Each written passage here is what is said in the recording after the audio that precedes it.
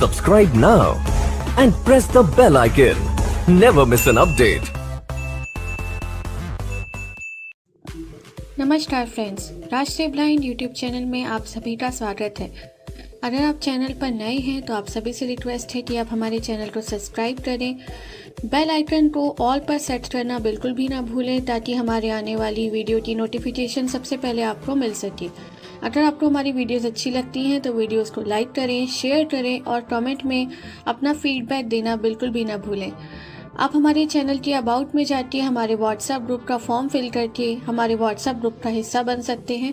Females के लिए अलग से एक व्हाट्सएप ग्रुप है, तो आप फॉर्म भर के उसमें ऐड हो सकते हैं। साथ ही हमारे चैनल के अबाउट में हिंदी ऑडियो शायरी एक दूसरे यूट्यूब चैनल का भी लिंक है, आप जाकर उसको भी सब्सक्राइब करें। हमारे टेलीग्राम चैनल और हमारे व्हाट्सएप चैनल का लिंक भी आपको अबाउट में मिल जाएगा, आप वहां से ज्वाइन कर सकते हैं। इसके साथ ही अगर आप अपनी वीडियोस के लिए कोई म्यूज़िक चाहते हैं तो हमारे टेलीग्राम चैनल का लिंक अबाउट में दिया हुआ है,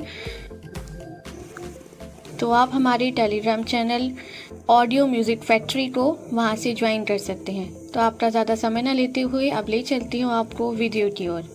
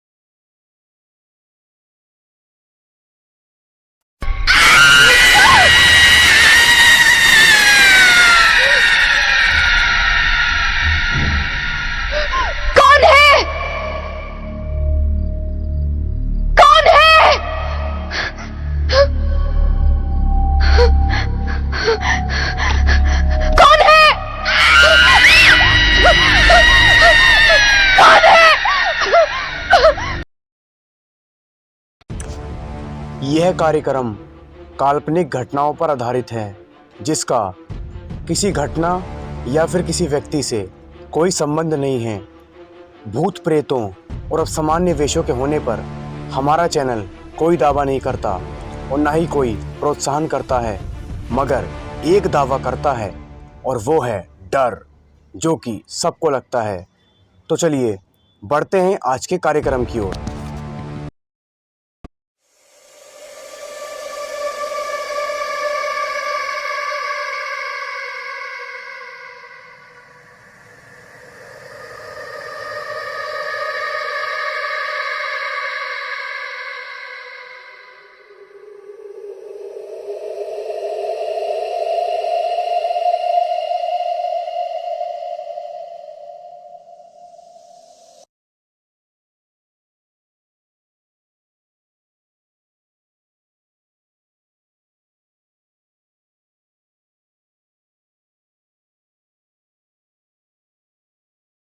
शाम ढल रही थी। आसमान पूरा काला पड़ चुका था, जैसे किसी ने काले रंग की शीशी उड़ेल दी हो। शायद बारिश आने को बेकरार है। घिरा हुआ आसमान और ठंडी हवाएं चांदनी को बेहद पसंद थी। बारिश चांदनी के बदन में एक अजब सी सिहरन पैदा करती थी। चांदनी आईने के सामने पिछले आधे घंटे से बनस्वर रही थी। बनस्वर क्या, सजने की रिहर्सल कर रही थी। 3 बार तो साड़ियाँ चेंज कर चुकी थी। चांदनी को साज श्रृंगार का बहुत शौक था। आज उसे मिसिस कपूर की बेटी की शादी में जाना था। चांदनी कॉलेज की अध्यापक थी, मगर दिखती कॉलेज स्टूडेंट जैसी। वो हमेशा खूबसूरत दिखना और खूबसूरत रहना चाहती थी। चांदनी अब तैयार होकर रवाना ही हो रही थी। उसके नजर अखबार पर पड़ी। उसमें कोई भैरव चौक की खबर थी। लिखा था कि भैरव चौक नाम के एक छोटे से इलाके में बहुत सारी अजीबोगरीब घटनाएं घटी हैं। कितनी वारदातें हुई हैं, लूटमार, हत्या, अपहरण, बलात्कार, भूत प्रेत का साया, सभी घटनाएं वही तो घटी है।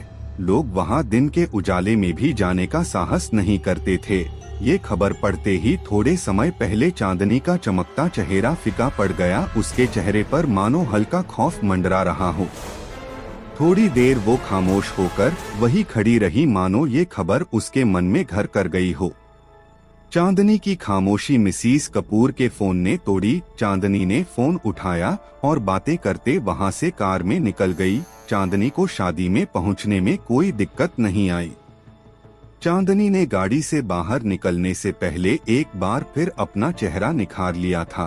चांदनी का स्वागत हंसते चेहरों ने किया, मगर कुछ चेहरे ऐसे भी थे जिसने चांदनी को बुरी नियत से देखा। वो चेहरे थे कॉलेज के बदमाश और कॉलेज ट्रस्टी के बिगड़े हुए लड़के।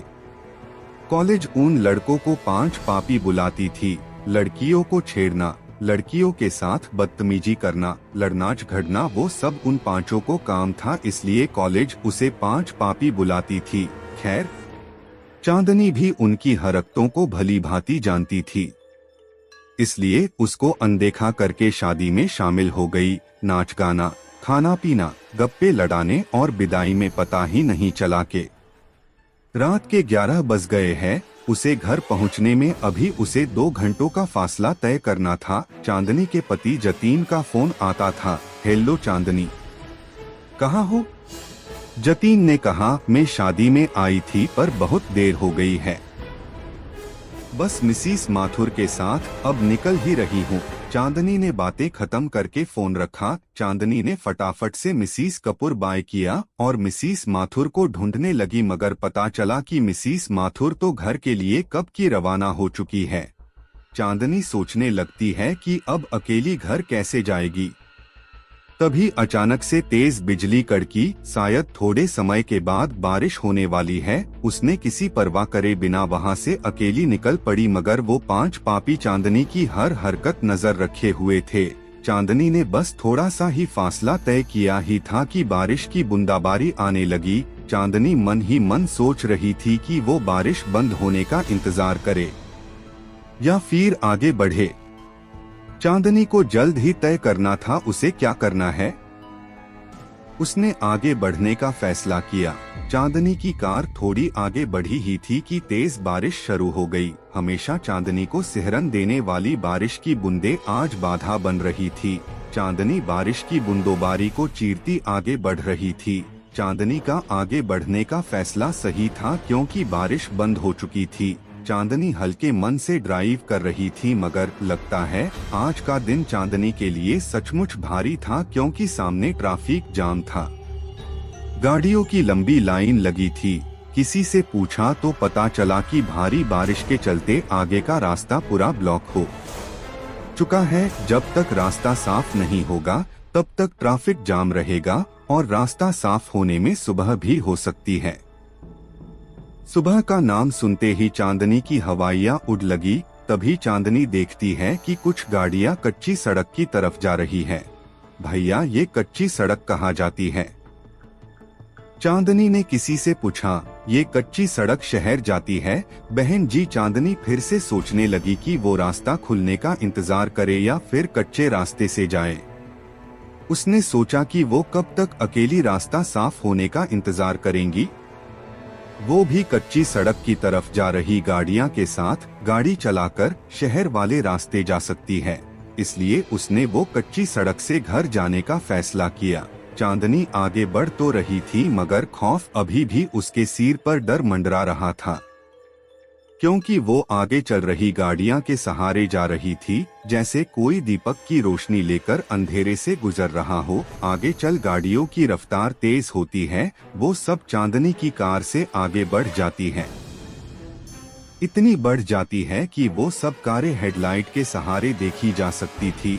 चांदनी भी उन तक पहुंचने के लिए अपनी गाड़ी की स्पीड बढ़ाती है, मगर गाड़ी अचानक से बंद हो जाती है। गाड़ी बंद होते ही चांदनी बदहवास सी हो जाती है।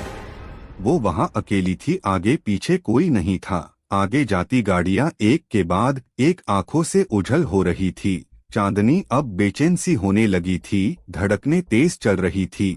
उसके माथे से डर की बूंदें एक के बाद टपकने लगी थी। उसके आंखों में खौफ साफ दिख रहा था। वो घबरा के जोर जोर से सांसें ले रही थी।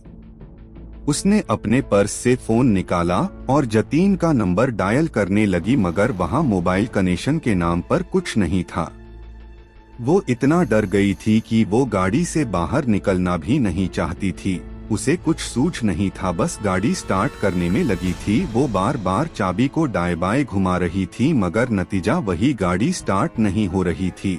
अचानक से चांदनी की नजर उसके पर्स में जाती है और उसमें एक तवीज दिखता है। वो तवीज जो चांदनी की माँ ने आखिरी सांस लेते वक्त दिया था और कहा था कि ये तवीज बुरे वक्त में तुम्हारी हिफाजत करेगा। चांदनी ने तुरंत तवीज लिया और आंखें बंद करके फिर से गाड़ी स्टार्ट करने की कोशिश करने लगी। माँ का दिया तवीज काम कर गया था। गाड़ी एक झटके में स्टार्ट हो गई थी। चांदनी के तो जान में जान आई हो ऐसे राहत की सांस ली। चांदनी तवीज की शक्ति से अचंभित हो गई। वह समय व्यर्थ किए बिना वहां से चल दी। चांदनी एक आधा किलोमीटर का रास्ता काटा था। वहां उसे एक बोर्ड दिखता है। उसे बोर्ड पे लिखा था भैरव चौक। भैरव चौक नाम पढ़ते ही रोंगटे खड़े हो गए और आंखें खुली की खुली रह गई। उसकी सांसें फिर से तेज रफ्तार से बढ़ने लगी। वही भैरव चौक जिसके बारे चांदनी ने पढ़ा था, जहां पर खून, बलात्कार जैसे वारदातें हुई थी। उसने फिर से तवीज को हाथ में थामा और एक पल के लिए आंखें बंद की, जैसे वो भगवान से दुआ मांग रही हो कि अब की बार गाड़ी बंद ना हो। मगर ये क्या? चांदनी की कार भैरव चौक के नाम के बोर्ड के ठीक सामने आकर रुक गई। चांदनी ने बाहर का नजारा देखा तो वो बेहद अंधेरा और डरावना था। जुगनू की टमटमाटी रोशनी के सिवा कुछ दिखाई नहीं दे रहा था। चांदनी ने फिर से तवीज उठाया और आंखें बंद करके भगवान का नाम लेती हुई गाड़ी स्टार्ट करने में जुट गई। गाड़ी के चाबी को दाईं बाईं घुमाकर उसकी उंगलियां तक थक गई थी, मगर अब की बार गाड़ी शुरू होने का नाम ही नहीं ले रही थी। एक दो बार फोन भी लगाया, मगर वहां भी उसे नाकामयाबी मिली। वो इतनी डरी हुई थी कि गाड़ी से बाहर निकलने में भी उसके पैर कांप रहे थे। तभी उसे सामने कुछ दिखा। सामने से सफेद रंग की कुछ धुंधली धुंधली आकृति आ रही थी। चांदनी उसे देख दहल गई और बदन में कंपकंपी होने लगी। वो आकृति जैसे जैसे आगे आ रही थी, वैसे वैसे एक आकृति से तीन आकृतियां हो गई थी। काले घने अंधेरे में सफेद रंग साफ साफ दिख रहा था। चांदनी उसे देख बस सोच रही थी, ये क्या आ रहा है? सफेद चादर ओढ़े कोई आदमी या फिर कोई भूत प्रेत? चांदनी के पसीने छूटने लगे थे। चांदनी ने जल्दी से गाड़ी के शीशे बंद है कि नहीं ये तसल्ली कर ली और वहां बैठे बैठे तवीज को थामे आंखें बंद करके भगवान का नाम जपने लगी। अब वो आकृतियां चांदनी के गाड़ी के आगे पीछे मंडराने लगी थी। सहमी हुई चांदनी जोर जोर सांसें लेकर हल्की सी कनकियों से देख रही थी। तभी किसी ने गाड़ी के शीशे पर जोरदार वार किया। चांदनी उस तरफ देखा तो मालूम पड़ा कि वो गाड़ी के शीशे तोड़ने की कोशिश कर रहे थे। चांदनी घबरा के जोर जोर से चिल्लाने लगी, बचाओ बचाओ। चांदनी चिल्लाती रही और वो शीशे पर वार करते रहे और एक शीशा तोड़ दिया। शीशे टूटते ही चांदनी को कहीं से मदद मिल जाए इसलिए वो जोर से चिल्लाने लगी, बचाओ, कोई मुझे बचाओ। किसी ने गाड़ी का दरवाजा खोल दिया और चांदनी का हाथ पकड़ के गाड़ी से एक झटके में बाहर फेंक दिया। चांदनी गाड़ी से बाहर गिरकर एक पत्थर से आ टकराई। चांदनी मानो अधमरी सी हो गई थी। उसने हिम्मत जुटाई और वहां से उठ खड़ी हो गई तो उसने देखा कि वहां तीन सफेद चादर ओढ़े तीन शख्स थे। वो तीनों के चेहरे काले, दहशत भरे और भयानक थे और सब हाथ में चक्कू लेकर खड़े थे। चांदनी समझ गई कि ये सब लुटेरे हैं और बिना कुछ बोले चांदनी ने सोने चांदी के जेवर निकालने लगी। ये सब ले लो मगर मुझे जाने दो, चांदनी से बिलखते हुई उन लुटेरों से कहा। एक लुटेरे ने तुरंत चांदनी के हाथों से सब जेवर छीन लिए। चांदनी अभी भी बिकल बिलक कर बस रोए जा रही थी। ये सब तो हम लेंगे ही मगर इतनी लूट काफी नहीं हमारे लिए। एक लुटेरे ने चांदनी के ऊपर हवस भरी नजर डालते कहा। चांदनी लुटेरों का इरादा समझ गई थी और एक सांस लेकर वहां से भागी। वो तीनों भी चांदनी के पीछे भागे, मगर सहमी हुई चांदनी कितने तक भाग पाती। उन तीनों भेड़िए ने आखिरकार चांदनी को पकड़ ही लिया। बचाओ, बचाओ! चांदनी पूरी ताकत से चिल्लाई, यहाँ तुम्हें बचाने वाले कोई नहीं आएगा। चिल्लाओ, जितना चिल्लाना हो उतना, एक लुटेरे ने हंसते हुए कहा। तभी एक लुटेरे पर पीछे से तेज वार होता है। वो लुटेरा वही ढेर हो जाता है। चांदनी को एक आशा की किरण दिखाई देती है। वो दोनों लुटेरे पीछे देखते हैं कि ये वार किसने किया। चांदनी भी उस तरफ देखती जहां से वार हुआ था। वहां वो कॉलेज के 5 स्टूडेंट होते हैं, जिसे कॉलेज 5 पापी कह के बुलाती थी। वो 5 स्टूडेंट बचे 2 लुटेरे पर झपटे हैं, उन्हें मार मार के बेहोश कर देते हैं। चांदनी वहां सहमी खड़ी आंखों से आंसू बरसाती बस देखती रही थी और सोच रही थी कि जिस 5 पापी को बुरा और गलत समझ रही थी, वही लोगों ने आज चांदनी को बुरे हादसे से बचा रहे थे। मैडम, हम बुरे हैं मगर इज्जत सबकी करते हैं, आप बेफिक्र होकर जाइए। ये बंटी आपको सुरक्षित घर तक छोड़ देगा और हम इन लुटेरों को पुलिस के हवाले कर देंगे। इन लोगों ने भूत प्रेत के नाम पर बहुत लूट मचा रखी थी, अब पुलिस इन्हें मजा चखाएगी। एक स्टूडेंट ने कहा, मुझे माफ कर देना, मैं तुम लोग को गलत समझ नहीं थी, मगर तुम। इनसे आगे चांदनी के मुंह से एक शब्द भी निकल नहीं पाए। चांदनी के आंसू ही थे जो सारी बातें बयां कर रहे थे। चांदनी वहां से सुरक्षित होकर घर गई। तो दोस्तों, आज की कहानी में बस इतना ही। हम उम्मीद करते हैं कि यह कहानी आपको बेहद पसंद आई होगी। अगर आपको कहानी पसंद आई है तो वीडियो को लाइक करें, शेयर करें और हमारे चैनल को सब्सक्राइब करें और साथ ही बेल नोटिफिकेशन को भी दबाएं ताकि हमारी हर वीडियो की नोटिफिकेशन आपको सबसे पहले प्राप्त हो सके। तो चलिए दोस्तों, मिलते हैं आपसे अगले दिन रात 10 बजे। तब तक के लिए आप लोग अपना बहुत ख्याल रखिए। कहानी को सुनने के लिए आपका धन्यवाद।